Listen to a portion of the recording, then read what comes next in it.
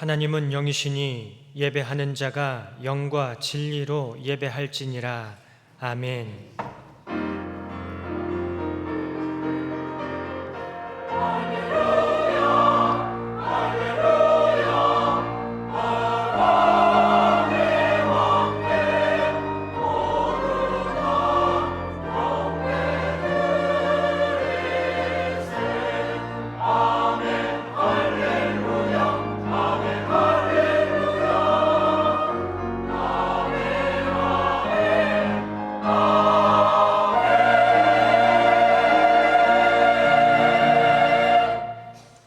예배 받으시기에 합당하신 하나님 아버지, 지난 한 주간도 사랑과 은혜로 돌보아 주시고 오늘 거룩한 주일 하나님 앞에 모여 또 하나님을 예배하게 하시니 감사합니다.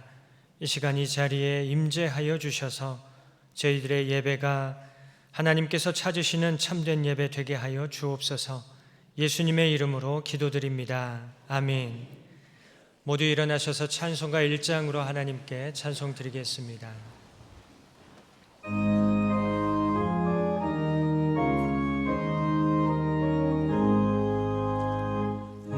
만복의 근원 하나님, 온 백성 찬송 드리고 저 천사여 찬송하세.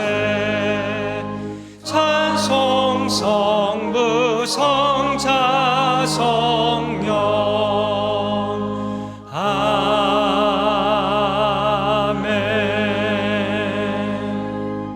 다 함께 성시교독 하시겠습니다. 지존자의 은밀한 곳에 거주하며 나는 여호와를 향하여 말하기를 그는 나의 피난처요 나의 요새요 내가 의뢰하는 하나님이라 하리니.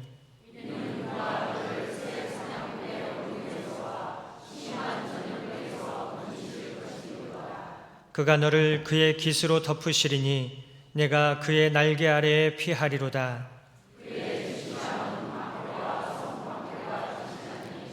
그가 너를 위하여 그의 천사들을 명령하사 내 모든 길에서 너를 지키게 하심이라. 아멘.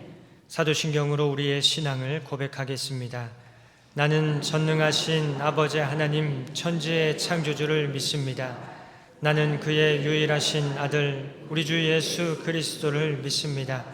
그는 성령으로 잉태되어 동정녀 마리아에게서 나시고 본디오 빌라도에게 고난을 받아 십자가에 못 박혀 죽으시고 장사된 지 사흘 만에 죽은 자 가운데서 다시 살아나셨으며 하늘에 오르시어 전능하신 아버지 하나님 우편에 앉아 계시다가 거기로부터 살아있는 자와 죽은 자를 심판하러 오십니다. 나는 성령을 믿으며 거룩한 공교회와 성도의 교제와 죄를 용서받는 것과 몸의 부활과 영생을 믿습니다. 아멘. 찬송가 151장 만왕의 왕 내 주께서 함께 찬송 드리겠습니다.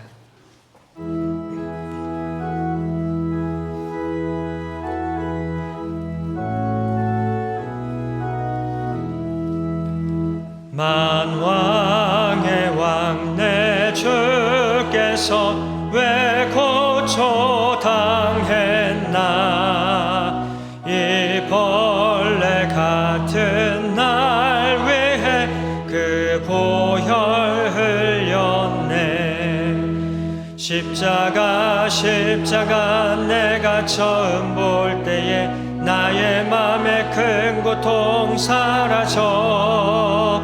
오늘 믿고서 내 눈 밝았네. 참 내 기쁨 영원하도다.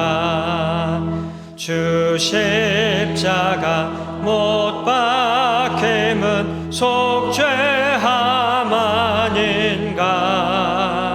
그 긍휼함과 큰 은혜 말할 수 없도다.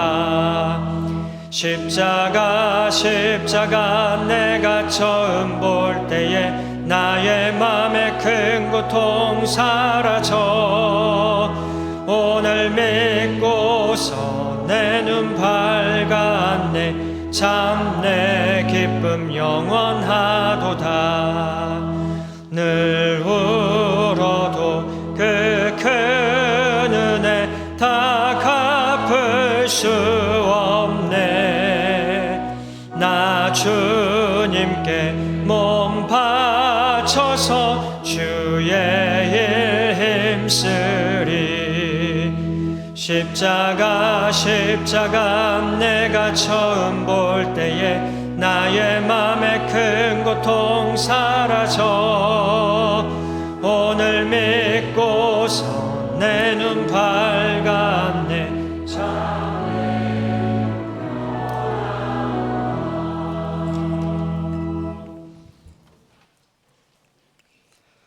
천지 만물을 창조하시고 인류 역사의 주관자이시며 저희들의 주인 되신 하나님 아버지, 세세 무궁토록 찬양과 경배, 예배를 받으시옵소서. 이 시간 온 마음과 정성으로 드리는 예배를 통해 우리 모두 하나님 앞으로 나아가게 하시고 하나님 뜻에 합당한 삶을 통해 아버지의 거룩한 뜻이 저희들을 통해 이루어지게 하시옵소서. 성령님의 이끄심이 아니라 내 뜻대로 살면서 행한 잘못을 고백하오니 용서하여 주시옵소서. 그리스도인으로 자부하며 살아왔던 믿음의 길이 자만과 유혹에 빠져 헛되고 실패하지 않도록 경계하게 하시고 남은 인생길 성령 하나님과 동행하며 하나님을 영화롭게 하고 이웃을 사랑하며 그 영혼 구원을 위해 또 교회 공동체를 보호하고 든든히 세워가는 데 초점을 맞추어 살아가게 하시옵소서. 지체간 시기를 뛰어넘는 축복의 힘과 격려, 칭찬과 더불어 하나님이 교회의 주인님을 인정하고 하나님이 보내주신 정중 목사님의 목회 방침에 합당한 순종을 통해 신앙교회가 복되고 진실된 하나님 나라 공동체로 더욱 성화되어 가기를 간절히 기도드립니다. 전능하신 하나님, 오직 하나님 말씀을 붙들고 이역만리 타향해서 하나님 사역을 감당하시는 선교사들과 이 땅의 복음 전도자들, 예배를 위해 곳곳에서 헌신하는 신앙의 지체들을 기억하여 주시옵소서. 교회 안에 여러 기도 제목이 있음을 주님은 아십니다. 긍휼의 하나님, 합당한 기도에 속히 응답하여 주시옵소서. 임마누엘 찬양대에 준비된 찬양에 저희의 마음을 모아 주님을 찬양합니다. 받아주시옵소서. 교회의 머리 되신 예수님 이름으로 기도드립니다. 아멘.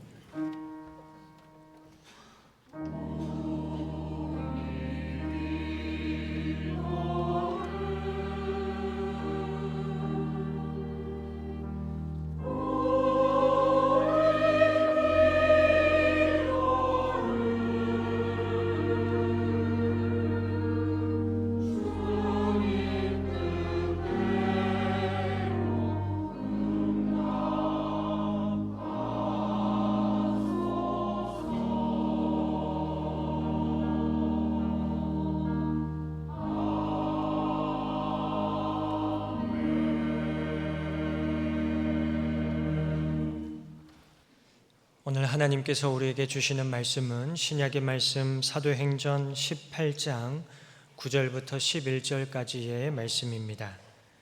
이 말씀은 신약성경 219쪽에 있습니다. 먼저 개역개정으로 하나님의 말씀을 봉독합니다. 밤에 주께서 환상 가운데 바울에게 말씀하시되 두려워하지 말며 침묵하지 말고 말하라. 내가 너와 함께 있음에 어떤 사람도 너를 대적하여 해롭게 할 자가 없을 것이니 이는 이 성중에 내 백성이 많음이라 하시더라. 1년 6개월을 머물며 그들 가운데서 하나님의 말씀을 가르치니라. 아멘. 새번역 성경입니다. 그런데 어느 날 밤에 환상 가운데 주님께서 바울에게 말씀하셨다. 무서워하지 말아라. 잠자코 읽지 말고 끊임없이 말하여라. 내가 너와 함께 있으니 아무도 너에게 손을 대어 해하지 못할 것이다. 이 도시에는 나의 백성이 많다. 바울은 그들 가운데서 하나님의 말씀을 가르치면서 1년 6개월 동안 머물렀다. 아멘. 하나님께서 이 말씀을 통하여 우리에게 은혜 주시기를 원합니다.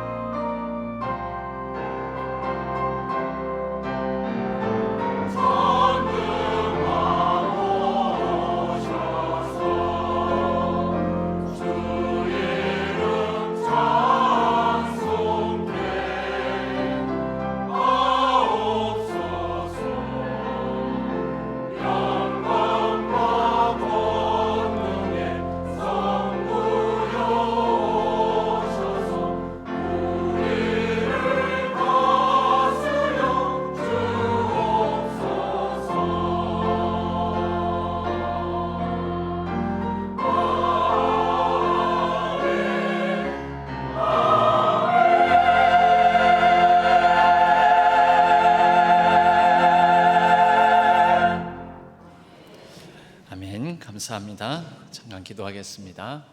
하나님, 우리는 연약하고 부족하여서 하나님의 말씀의 지혜가 없으면 하나님의 도를 따라 그리스도인으로서 이 세상을 이겨나가며 살아갈 수가 없습니다.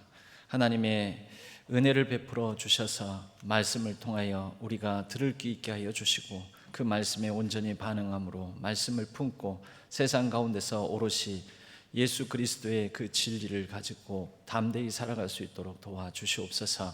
이 시간 성령 하나님께서 주장하여 주관하여 주옵소서. 모든 것 의지하옵고 우리 주 예수 그리스도의 이름으로 간절히 기도하옵나이다.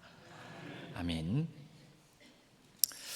바울의 선교 2차 선교 여정이 이어지고 있습니다. 바울의 2차 선교 여정은 유럽 지역으로 건너와서 2차 선교 여정의 핵심은 유럽 선교에 있습니다. 유럽 선교의 첫걸음을 내딛고 난 다음에 빌립보, 유럽 지역의 첫 번째 성이라고 할 수 있는 빌립보, 데살로니가, 베레아 거쳐서 그리고 아덴, 이제 고린도에 이르게 되었습니다.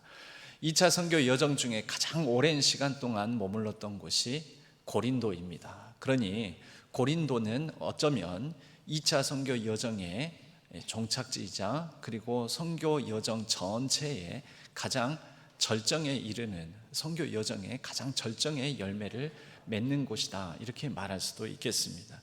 지도를 잠깐 보면 이 소아시아 지역에서 이제 건너온 유럽 지역에서의 선교의 여정은 이와 같습니다. 아덴까지 이르렀고요.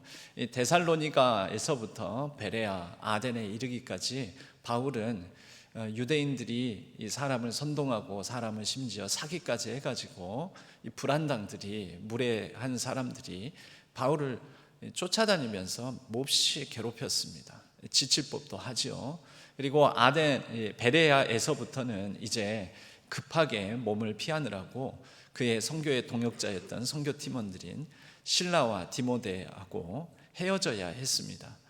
그렇게 베레아에서 급하게 쫓겨나와서 아덴에 이르러서 아덴에서는 아덴 사람들의 그 철학을 중요시 여기는 그런 문화적 배경을 따라서 복음을 전했는데, 나름대로 그들에게 맞춤 복음 전도를 했는데 열매가 별로 없었습니다.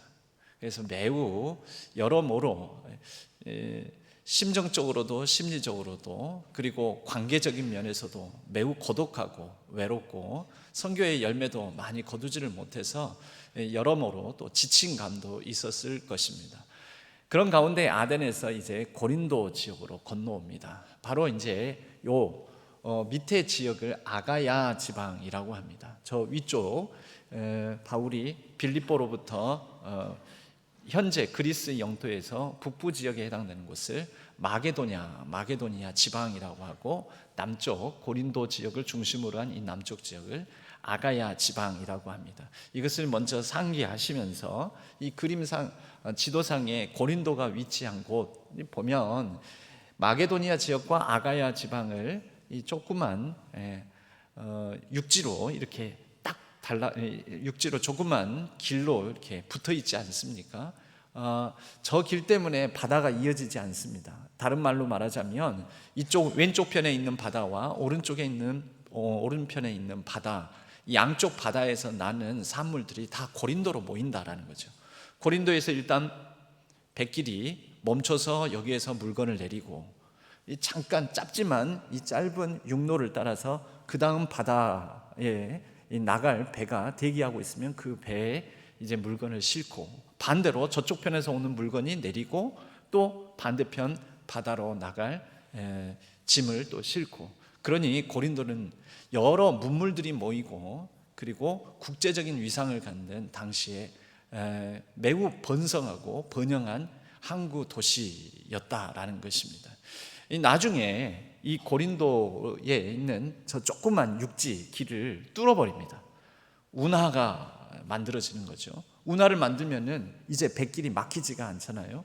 저 바다에서 이 바다로 갈 때는 저 아가야, 갱그리아 지역을 빙 돌아서 와야 되는데 저걸 뚫어버리면은 바로 지름길로 직행하게 되니까 또 운하가 뚫리면 고린도가 더 발전하게 되는 거죠. 그래서 지금도 고린도 지역은 굉장히 이 운하로 말미암아서 굉장히 이 부가 모이는 많은 물자와 부가 모이는 그러한 국제적인 도시이기도 합니다.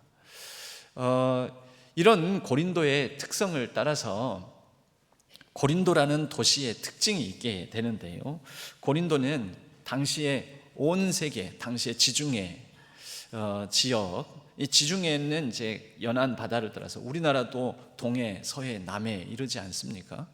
그거는 다 태평양의 넓은 바다의 한 부분이지만 우리나라를 중심으로 이렇게 이름을 붙이듯이 이 그리스 지역을 중심으로 해서 오른편은 에게해라고 하고요, 왼편은 이오니아해, 그리고 아드리아해 이렇게 불려집니다.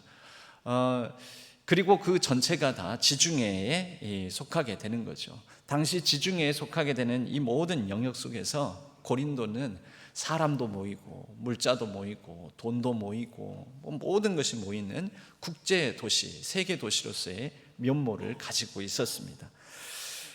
무역을 통해서 매우 부유했고요. 이 돈을 바탕으로 해서 그랬기 때문에 무절제하고 사치와 낭비가 심하며, 여러분 이런 돈이 많이 모이는 번성하는 이 도시일 경우에는 빈부격차도 매우 심합니다. 잘 사는 사람은 엄청 잘 살고, 그리고 그 무역항이었으니까 무역항구에서 일하는 하역 노동자라든지 이런 사람들은 점점 더 못 살게 되는 거죠. 왜냐하면 돈이 많이 모이면 물가가 상승하지 않습니까? 물가가 상승하면 가지고 있는 사람은 집값도 오르면은 집을 가지고 있는 사람은 더 부자가 되지만 없는 사람은요, 집을 사기가 더 어려워지는 거죠. 물가가 오르면은 물건 사기도 더 어려워지는 거죠. 이상하다, 맨날 일하는데 가난해진다. 빈부격차가 매우 심한 곳이기도 했습니다.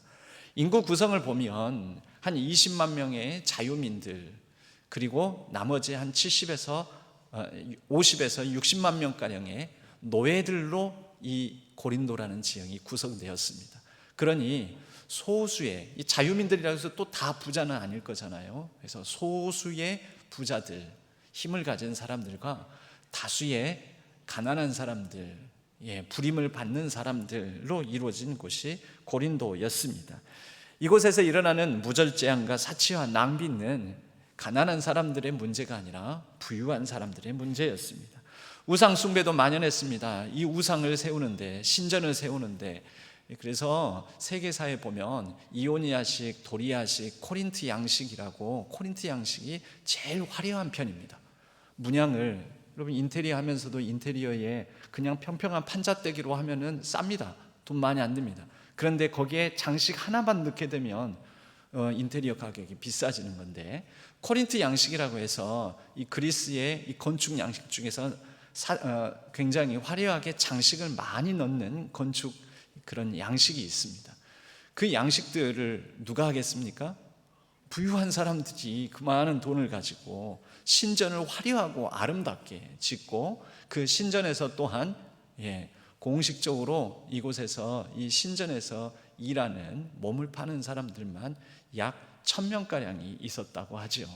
그래서 고린도는 이런 성적 타락도 누가 하겠습니까? 그 신전에 와서 제물을 바치고 또 이렇게 성적 타락을 일으킬 수 있는 사람은 돈 있는 사람들, 가진 사람들, 그 성전 지어낸 사람들, 짓는데 많은 헌물을 한 사람들, 바로 이런 사람들은 심지어 돈을 가지고 철학과 지혜도 사들였습니다.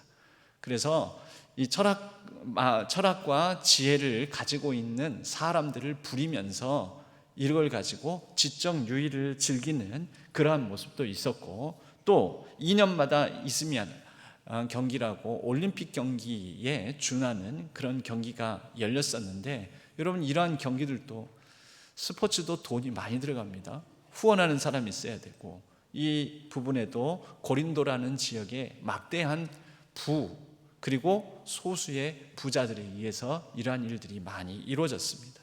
여러분 이러한 배경을 가지고 고린도를 이해해서 보아야 합니다.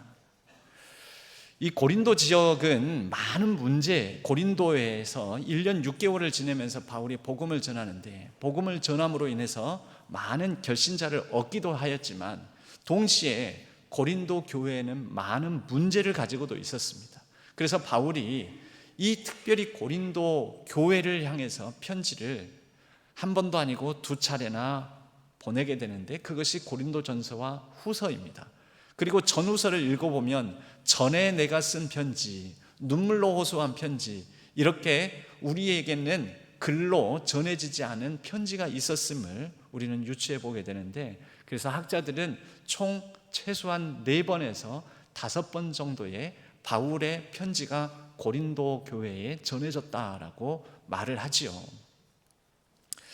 그런데 이 고린도서를 읽어보면 매우 중요한, 오늘 2차 선교 여정 중에 고린도 지역에 복음을 전하는 바울의 상황을 우리가 짐작할 수 있는 내용들이 고린도서에 있습니다. 먼저 첫 번째, 고린도 지역에서 바울이 어떻게 복음을 전하고 어떻게 살고 어떤 자세로 대했는지 고린도 후서 11장 9절을 먼저 보겠습니다. 고린도 후서 11장 9절에 보면은요, 또 내가 너희와 함께 있을 때, 그러니까 바울이 고린도 지역에 지금 편지를 보내면서 너희와 함께 있을 때라고 하니까 언제겠습니까? 사도행전 18장 1년 6개월 동안 너희들과 함께 있을 때, 지금 우리가 읽고 있는 사도행전은 18장인데요. 여기를 읽기 전에 18장, 우리가 본문을 읽지 않았습니까? 본문에서 18장 10절, 9절, 10절, 11절, 11절에 이와 같이 말씀합니다. 1년 6개월을 머물며 그들 가운데서 하나님의 말씀을 가르치니라. 오늘 우리가 읽은 본문에서 1년 6개월 고린도 지역에 머물며 하나님 말씀 가르쳤다고 하지 않습니까? 그러니까 그들과 함께 있을 때, 바로 이때를 말합니다. 고린도후서 11장 9절, 너희와 함께 있을 때 비용이 부족하였을 때 아무에게도 누를 끼치지 아니하였음은, 그럼 바울이 고린도에서 1년 6개월 머물면서 먹고 살아야 되잖아요. 사람이니까. 근데 돈이, 생활비가 부족했다라는 거죠. 그런데도 그 부유한 고린도 지역의 부에 의존하지 않았다라는 것입니다. 고린도 부자들에게 휘둘리지 않았다라는 것입니다. 그 뒤에 보면 11장 9절에, 고린도후서 11장 9절의 마지막쯤에 보면 내가 모든 일에 너희에게 폐를 끼치지 않기 위하여 스스로 조심하였고 또 조심하리라, 그렇게 했다라는 거죠. 고린도 지역에서 바울이 어떻게 살았는지를 보여줍니다. 여러분, 나중에 고린도 교회의 문제 총 따져보면 10가지 문제가 나옵니다. 고린도 전후서에서 지적한 문제들 보면요. 그런데 그 지적한 문제들 중에서 성찬에 관련된 문제, 성찬 논쟁, 그리고 송사에 관련된 문제, 고린도 지역에 송사가 많았습니다. 너희가 세상 법정에 호소하는 거 옳지 않도다. 여러분, 당시 그런데 세상 법정에 호소할 수 있는 사람은요, 돈이 엄청 많이 들었습니다. 고린도 지역에서는 이 가난한 사람들은 송사를 한다라는 것을 아예 상상도 못했습니다. 엄청난 비용이 드는 것이. 그러니까 송사 문제는 누가 일으키는 것입니까? 돈 있는 성도들, 고린도 교회에 있는 돈 있고 힘 있는 사람들이 일으킨 문제들이었죠. 성찬 문제도 마찬가지였습니다. 그들이 우리가 힘 있고 내가 누군데, 그러니 공동 식사, 교회 공동찬에서 성찬을 나누면서 그들이 내가 먼저야 하면서 주도권을 주장했다라는 거죠. 또 다른 문제가 있었죠. 음행의 문제, 고린도 교회 음행 문제를 지적했는데, 아까도 말씀드렸지만 음행의 문제는 힘없고 돈 없고 가난하고 노예들이 일으킨 문제가 아니었습니다. 가진 사람들이 일으킨 문제였다라는 거죠. 여러분, 이러한 가진 강자들이 횡포를 부리는 문화가 고린도의 문화였습니다. 그런데 이 문화에 굴복하지 않기 위해서 바울은 중요한 결단을 내리는데, 고린도 지역에서만큼은 내가 고린도 교인들의 도움을 받지 않겠다. 그래서 바울이 이곳에서 천막을 짜서 짓고 파는 일로 생업을, 자기의 생활비를 법니다. 우리가 읽지는 않았지만 사도행전 18장 1절에서 2절 부분을 보면은요, 그 후에 바울이 아덴을 떠나 고린도에 이르렀는데 아굴라라 하는 본도에서 난 유대인 한 사람을 만나 글라우디오가 모든 유대인을 명하여 로마에서 떠나라 한 이유로 그가 그 안에 브리스길라와 함께 이탈리아를 말합니다. 이달리아로부터 새로 온지라 바울이 그들에게 가매 3절 생업이 같음으로 함께 살며 일을 하니 그 생업은 천막을 만드는 것이더라. 바울이 고린도에서는 천막 만들어서 먹고 살았다라는 것입니다. 천막 만들어서 먹고 살다 보니까 이런 복음 전하는 일 지장을 초래할까요? 안 할까요?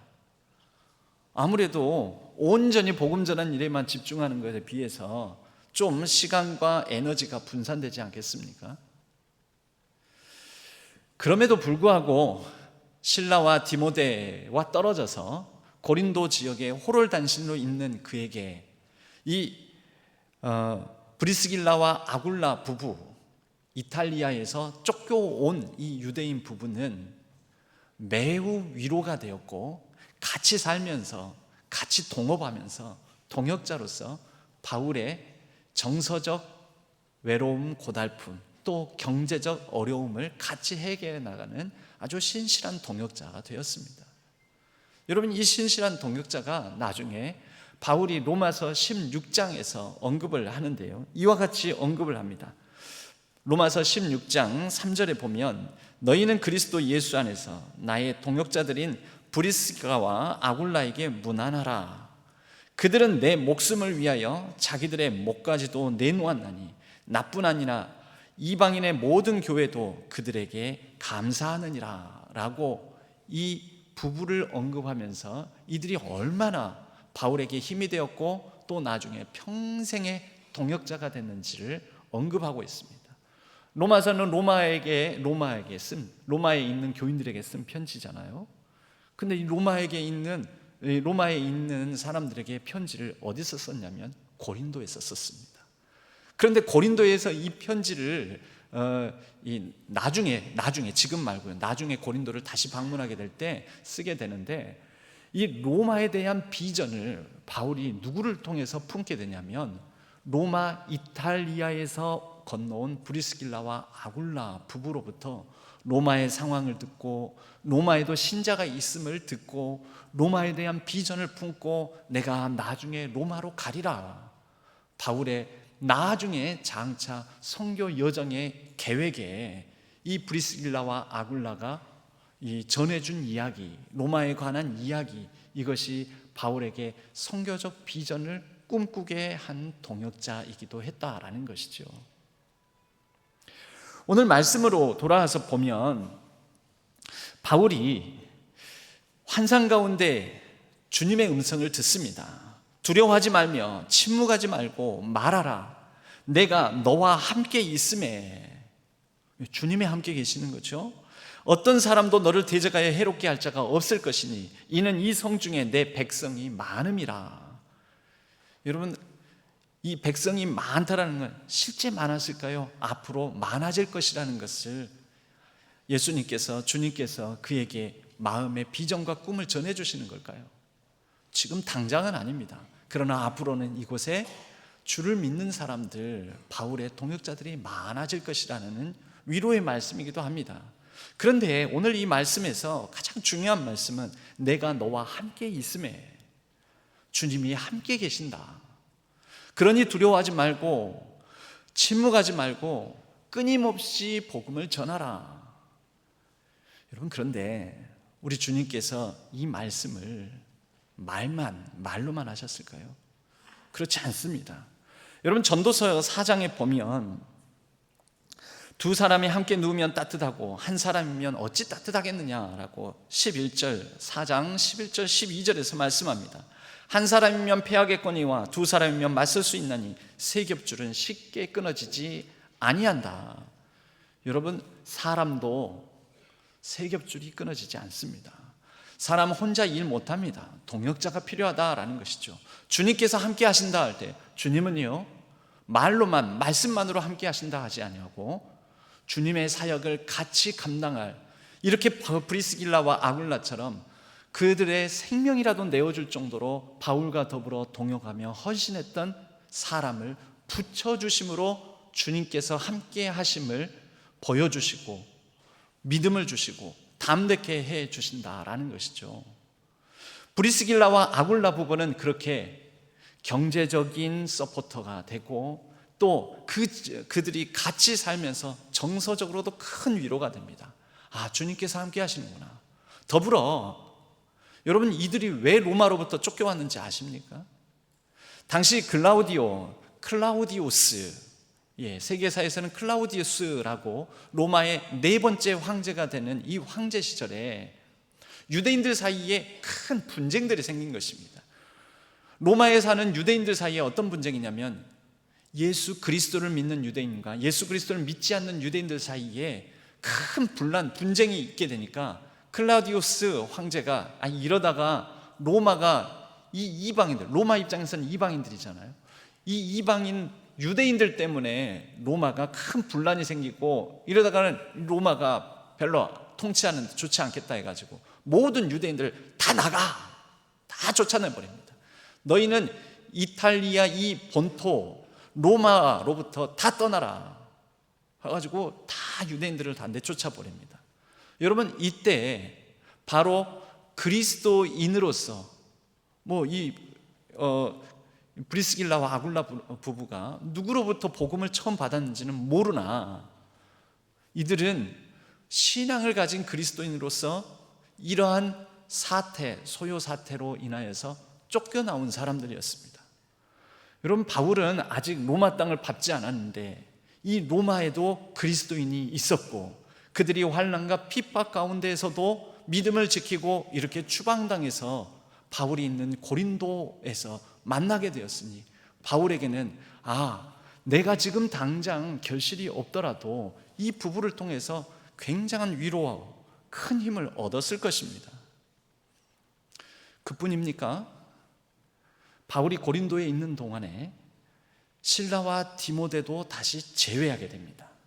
18장의 5절 말씀에 보면은요, 실라와 디모데가 마게도냐로부터 내려오매 바울이 하나님의 말씀에 붙잡혀 유대인들에게 예수는 그리스도라 밝히 증언하니, 하나님 말씀에 붙잡혀, 이것은요 성령에 사로잡혀 이 뜻이기도 하지만 또 다른 의미는요, 다른 일에 시선을, 마음을 분산시키지 않고 오직 하나님 말씀 전하는 데에만 집중할 수 있는 환경이 만들어졌다라는 의미이기도 합니다. 어떻게 이게 가능했을까요? 브리스길라와 아굴라와 더불어서 천막 짓는 일, 그런데 그렇게 해서 생활비는 벌었을지 모르지만 천막 짓는 일에 마음을 쏟게 되니 하나님 말씀에 온전히 사로잡히지 못했던 것이죠. 그런데 실라와 디모데가 옴으로 이게 가능해졌습니다. 어떻게 가능해졌을까요? 고린도후서 11장 9절을 다시 보겠습니다. 아까 읽지 않고 넘어간 부분이 있는데요, 내가 너희와 함께 있을 때 비용이 부족하였을 때 아무에게도 누를 끼치지 아니하였음은 이유를 말합니다. 그 다음 같이 읽어보겠습니다. 마게도냐에서 온 형제들이 나의 부족한 것을 보충하였음이니라. 마게도냐로부터 온 형제, 누구요? 지금 18장 5절을 읽어보니까 누구라고 되어 있습니까? 실라와 디모데가 마게도냐로부터 내려오매, 마게도냐 지방에서 헤어졌는데 그들이 아가야 지방에 속한 고린도에서 만나게 되는데 마게도냐로부터 그들이 믿음의 형제 자매들로부터 헌금을 걷어서 온 것입니다. 바울이 복음을 전하는데 당신들의 선교 활동에 이 돈을 사용하십시오. 그리고 이것을 가지고 바울은 아가야 지방 고린도에서 천막 짓고 있다가 이제 천막 짓는 일들을 내려놓고도 생활비를 쓸 수 있어서 선교 활동을, 하나님 말씀 전하는데 집중할 수 있었다라는 것입니다. 여러분, 이것이 주님이 함께 하신 거죠. 여러분, 우리는 주님이 함께 하신다라는 것을 하나님께서 말씀 전해주시고 말씀으로 권면하시고 기도하면 기도 가운데 마음에 정서적 위로를 주시고 내가 너와 함께한다 말만으로 끝나시는 분인지 아시지만 그렇지 않습니다. 하나님은 세 겹주를 허락하시는 것입니다. 브리스길라와 아굴라 부부, 실라와 디모데라는 동역자를 고린도에서 그렇게 합력하여 선교 활동을 마침없이 끊김없이 담대하게 끝까지 완수할 수 있도록 한 것입니다. 또한 고린도 교회에 강하고 뻣뻣한 부와 힘을 가지고 바울을 통제하려고 하고 바울을 조종하려고 했던 그 그리스도인들로부터 바울을 지키고 보호해 주셨던 것입니다. 여러분, 바울이 이 부로 말미암아 가진 그 부, 재력, 힘으로 말미암아 바울을 통제하려고 했던 이 사람들이 바울이 말을 안 들으니까 바울의 사도권을 부정합니다. 사도권, 바울의 사도적 권위에 대해서 이의를 제기합니다. 여러분, 그들이 배운 사람들이지 않았겠습니까? 부와 힘을 가진 사람들이, 철학과 지혜를 익힌 사람들이지 않았겠습니까? 그래서 송사도 치를 수 있는 재력을 가지고 있는 사람들이 바울을 쥐고 흔들려다가 못하니까 바울의 사도적 권위에 대해서 도전하고 부정하고 폄하하고 이런 일들이 있었다라는 거죠. 여러분, 이것이 바울이 고린도 지역에 있으면서 힘들었던 부분들입니다. 그리고 그들이 그러한 힘을 가지고 고린도 교회 안에 파당을 만들어서 파당을 조장하고, 여러분, 파당은 그 배후 세력이 다 있는 거예요. 보통 돈 있고 힘 있는 사람들이 또 파당을 만듭니다. 그런데 이것에 맞서서 바울은 끊임없이, 두려움 없이, 멈춤 없이, 후퇴 없이, 침묵하지 않고 계속해서 복음을 전할 수 있었던 것은 브리스길라와 아굴라, 이런 동역자, 실라와 디모데, 그리고 주 예수 그리스도, 이렇게 삼겹줄의 동역자의 선교팀을 이루므로 합력하여 고린도 지역에서의 선교적 사명을 완수할 수 있었다라는 것입니다. 바울은 바로 그 철학과 지혜로 무장한 부와 권세를 가진 고린도 교인들을 다 변화시키지 못한다 할지라도 바울은 거기에서 그 부와 권세에 눌리지 아니하고 담대하게 복음을 전함으로 그가 고린도 지역에서만큼은 아테네에서 철학적 지혜의 방법으로 복음을 전했던 방식과 다르게 그가 복음을 전할 때마다 심히 두렵고 떨림으로 오직 주 예수 그리스도의 십자가만을 자랑하는 방식으로 복음을 전합니다. 고린도전서 2장 1절, 2절, 3절에는 바울의 이 고린도에서의 전도 전략, 복음을 전하는 방식을 이렇게 전하고 있습니다. 형제들아, 내가 너희에게 나아가 하나님의 증거를 전할 때에, 곧 고린도 지역에서 사도행전 18장에 1년 6개월 머물면서 복음 전할 때에 말과 지혜의 아름다운 것으로 아니하였나니 아테네에서처럼 철학적 지혜로 전하는 것이 아니라 내가 너희 중에서 예수 그리스도와 그가 십자가에 못 박히신 것 외에는 아무것도 알지 아니하기로 작정하였습니다. 그리고 이것을 전하는 데 있어서 내가 너희 가운데 거할 때 약하고 두려워하고 심히 떨었노라.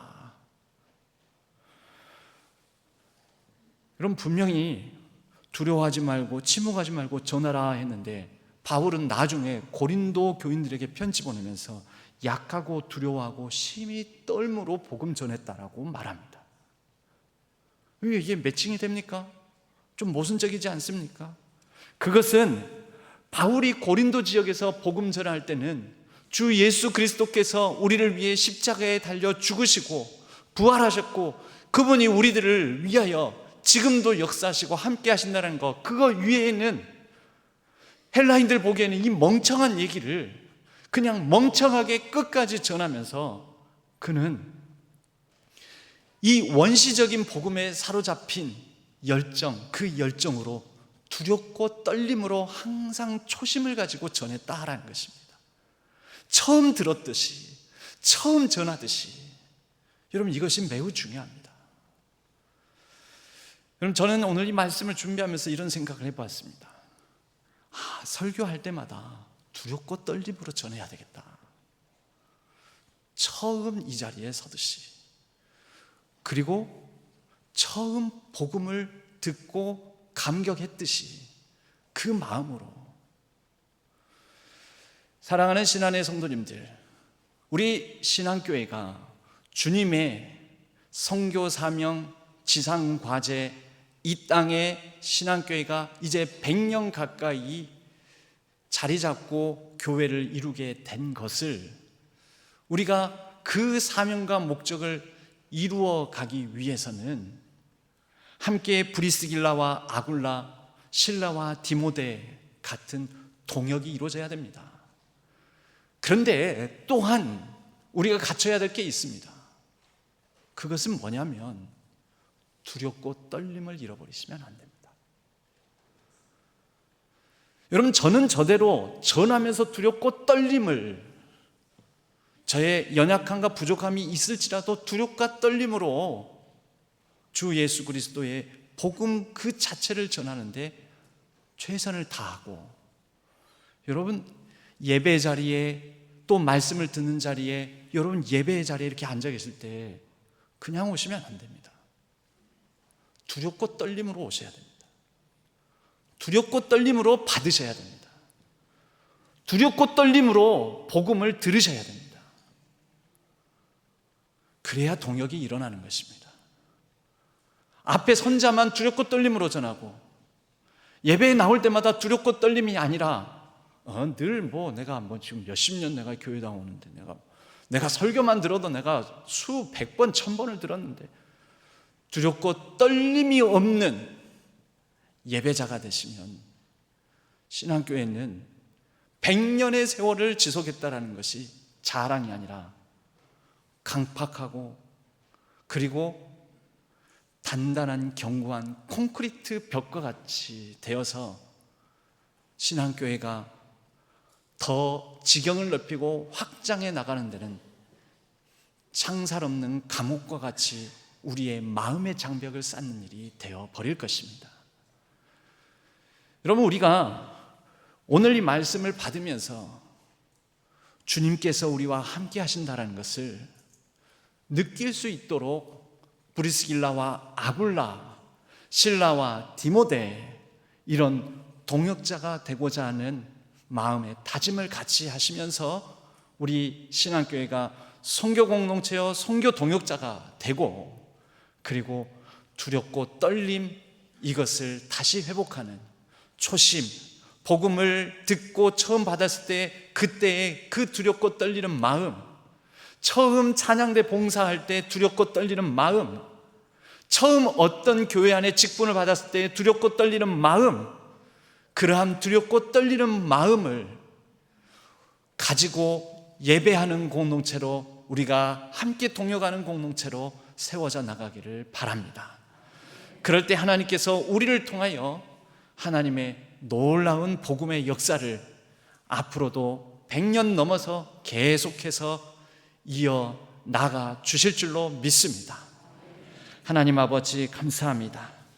우리에게 두렵고 떨리는 마음으로, 바울의 심정으로, 바울 같은 마음으로 그러한 복음을 전하는 마음을 갖게 하여 주시옵고, 또 복음을 받고자 하는 마음이 있게 하여 주시오며, 그렇게 예배를 드리고 말씀을 받고 말씀을 듣고 말씀을 전하는 우리 신앙교회 공동체가 되게 하여 주옵소서. 브리스길라와 아굴라, 또 실라와 디모데와 같은 동역의 관계가 바울과 또 주님과 함께 이렇게 삼각편대 삼겹줄로 이어져서 함께 더불어 하나님 나라의 놀라운 역사를 이루어가게 하여 주시옵소서. 의지하옵고 우리 주 예수 그리스도의 이름으로 간절히 기도하옵나이다. 아멘. 찬송가 336장 함께 찬송 드리겠습니다.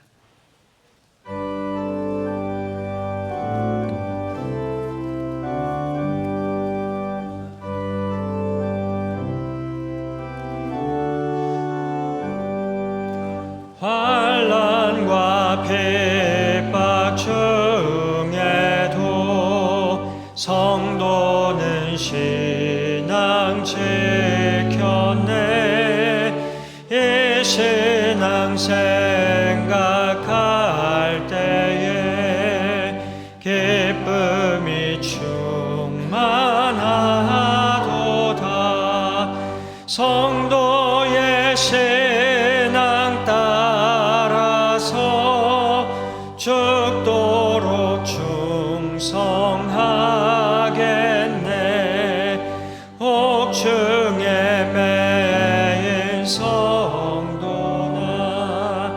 양심은 자유 얻었네.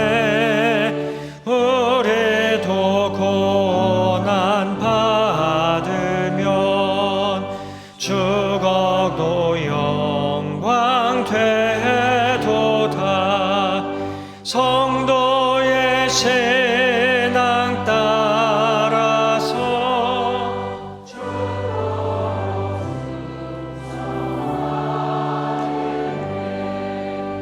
성도의 신앙 본받아 원수도 사랑하겠네.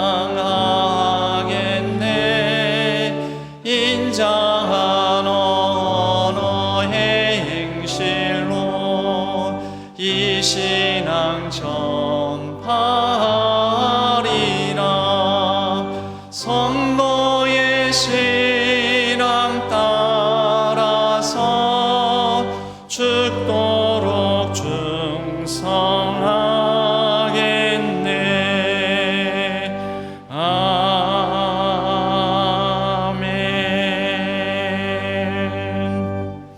하나님 아버지, 우리의 마음과 정성을 담아 주일 헌금으로 11조로 선교와 비전 헌금으로 생일 감사와 또 여행 감사와 결혼 준비 잘 되도록 은혜 주심에 감사함으로 자녀와 자손 통하여 하나님 영광 나타나기를 바라며 수험생에게 지혜와 건강 허락하여 주시기를 바라며 시험 합격을 위하여서 갖가지 기도의 제목과 감사의 제목을 담아 하나님 앞에 이 예물을 드립니다. 기뻐 받아 주시옵고 하나님 나라와 영광 위하여 하나님 나라의 확장 위하여 이 예물이 아름답게 쓰여지게 하여 주시옵소서. 우리의 삶과 우리의 가정, 우리의 모든 자녀 손들의 형편을 살펴주시고 그 걸음걸음마다 하나님의 축복이 깃들 수 있도록 하나님께서 동행하여 주시옵소서. 이 나라의 민족의 상황 가운데 간섭하여 주시옵고 또 세계의 전쟁의 소식이 들려오는 참담한 여러 가지 상황 가운데 하나님께서 친히 긍휼과 자비를 베풀어 주셔서 속히 평화가 깃들 수 있도록 인도하여 주시옵소서. 노벨 문학상을 받은 이 나라의 참 귀한 소식 가운데 하나님 은혜를 베풀어 주시옵고 이 기쁜 소식이 모든 정치, 경제, 사회, 안보, 국방 가운데에도 기쁜 소식들이 넘쳐날 수 있도록 하나님 이 대한민국을 축복하여 주시옵소서. 모든 환우들 기억하여 주시고 연약한 가운데 있는 성도님들 위로하여 주시고 싸매 주시고 고쳐 주옵소서. 날마다 선한 능력으로 함께 하심을 믿고 의지하오며 우리 주 예수 그리스도의 이름으로 간절히 축복하옵고 기도하옵나이다. 아멘. 주보를 참조해 주시면 감사하겠습니다. 오늘 저녁 예배 후에는 정기 재직회로 모입니다. 각 모임 광고 참조해 주시고 70 플러스가 이제 10월 17일 다시 5주간의 과정을 여정을 시작합니다. 기억하시고 함께 모여주시면 감사하겠습니다. 오늘 예배 후에는 예배 끝나자마자 저 나가시는 문을 다 잠궈버리겠습니다. 사진 찍는 100년 기념, 100주년 기념 사진 촬영이 있습니다.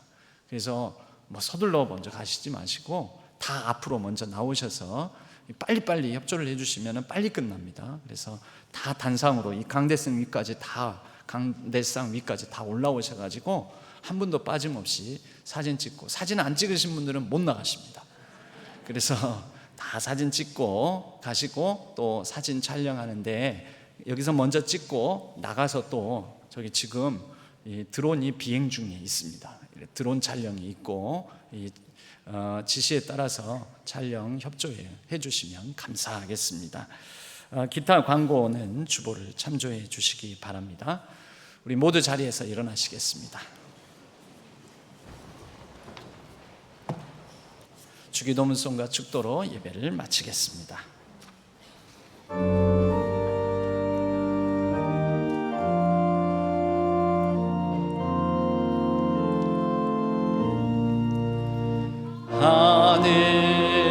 하늘에 계신 아버지 이름 거룩하사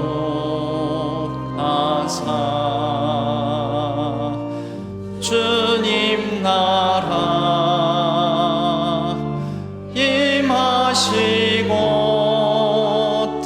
뜻이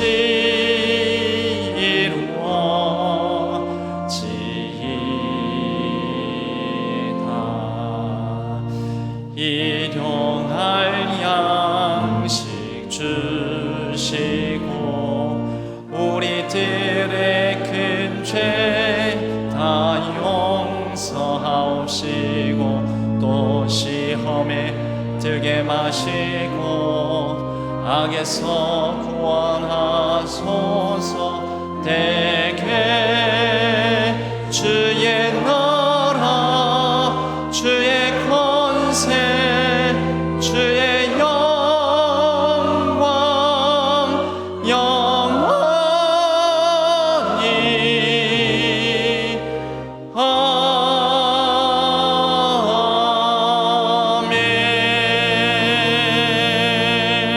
아멘.